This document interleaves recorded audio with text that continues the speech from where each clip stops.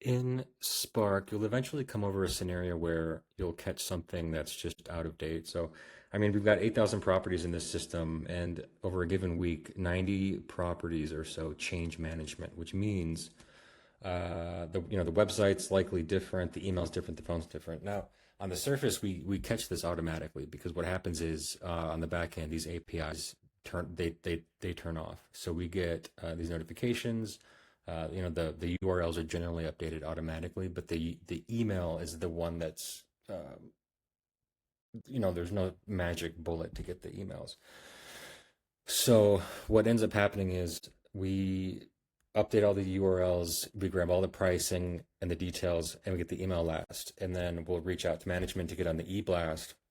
But you might come across the porter, for example, and you just got their email after calling them, and you're like, hey, the email in here is wrong. So the email is down here. We're about to move it up here. So ignore the fact that it's down here. But if you see that this is wrong, this little edit button shows up like this. And what this looks like is it's asking you what's wrong, what's the new info, and how did you find it?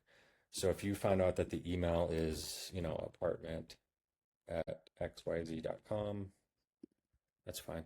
And then you'll just do, how'd you hear it? You can just choose one of these and just be like, I just called the office. Here's what that looks like. So this goes to me and it looks like this. So if it's correct, I just click this green check mark and it updates in Spark. So this is a new system that we just implemented. But I'm showing this to you because some other companies out there are delayed in how quickly they update this information. Everybody else, what they generally have is a batch process where things are gathered through the week on Friday, and then they're submitted to the system after they confirm with the properties.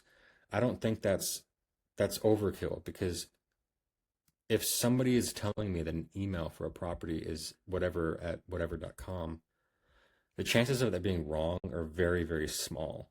And we're not just blindly approving these. Like I'll know if it's right. Like I've been looking at these things for years.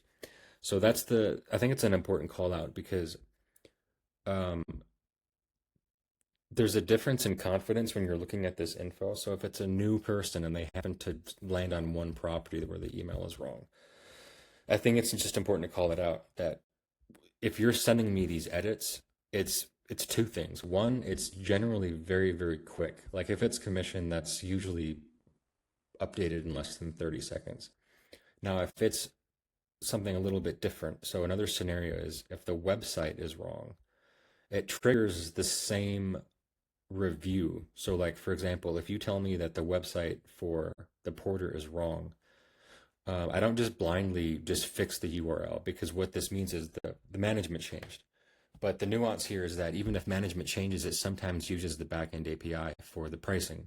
So if you send me that this email is wrong, or not the email, the website, if you tell me the website's wrong, we're combing through the full property. So we're updating all of the URLs.